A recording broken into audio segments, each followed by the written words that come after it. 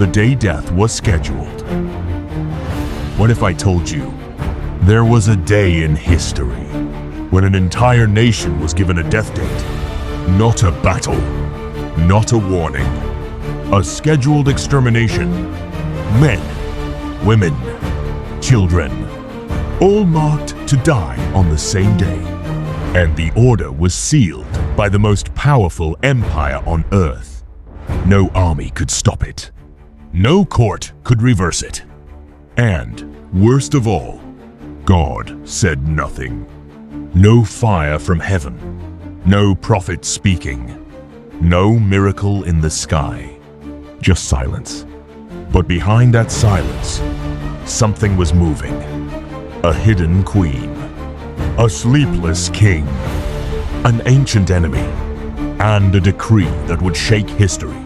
This is the terrifying true story behind Purim. The night death was scheduled, and heaven quietly overturned it. Imagine waking up and discovering your entire nation has been sentenced to die. Not a war, not a rumor, a scheduled extermination. Men, women, children, one day. And the order was signed by the most powerful empire on earth. This is the story of Purim, written in the Book of Esther, a story where God never speaks, yet controls everything. The Jewish people were living in exile under King Ahasuerus, ruler of 127 provinces, stretching from India to Ethiopia. They had no king of their own, no prophet speaking, no visible miracles.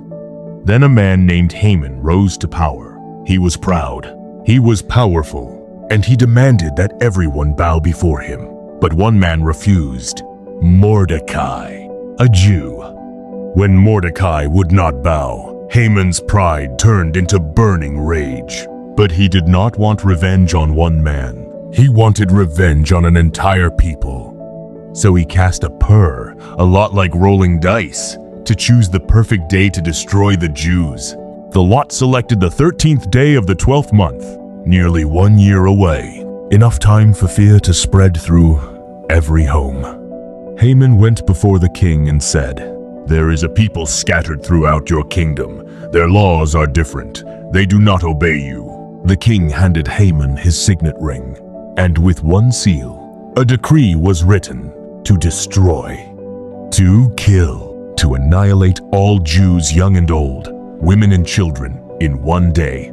When Mordecai heard the news, he tore his clothes and sat in ashes at the city gate. Grief filled the streets.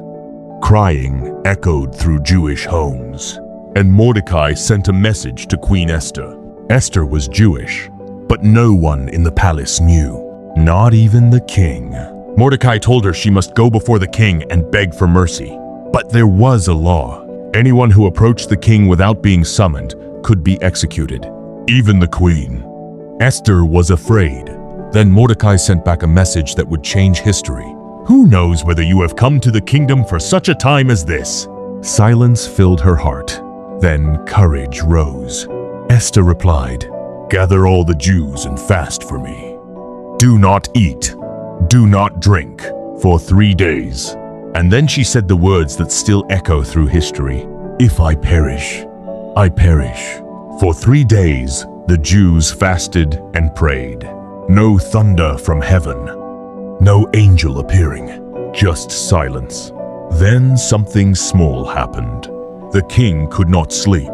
One restless night, he ordered the royal records to be read aloud to him. And in those records, he discovered that Mordecai had once saved his life and had never been rewarded. At that exact moment, Haman entered the palace to request permission to execute Mordecai.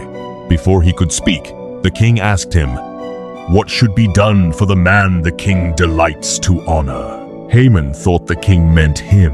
He described royal robes, a royal horse, a public parade. The king smiled and said, "Go at once, do this for Mordecai." The enemy was forced to honor the man he hated, humiliated, exposed, defeated in pride. Soon after, Esther approached the king. he extended his golden scepter. She invited him and Haman to a banquet. At the second banquet, she revealed the truth. "I am Jewish," she said, "and this man has plotted our destruction." The king was furious. Haman was arrested, and the gallows he built for Mordecai became his own. The decree could not be erased, but a new decree was written.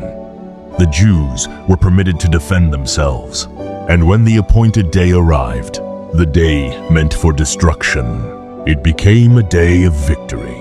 Fear turned into celebration. Mourning turned into joy. And that is why it is called Purim, because the lot that was cast to destroy them failed. And here is the mystery. In this entire story, God's name is never mentioned, not once, yet his timing is everywhere.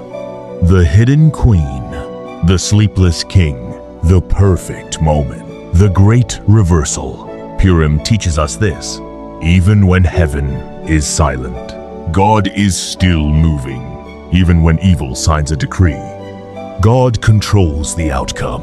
And maybe, just maybe, you are exactly where you are for such a time as this. And that is the story of Purim, a story where God never spoke out loud, but moved every piece in silence.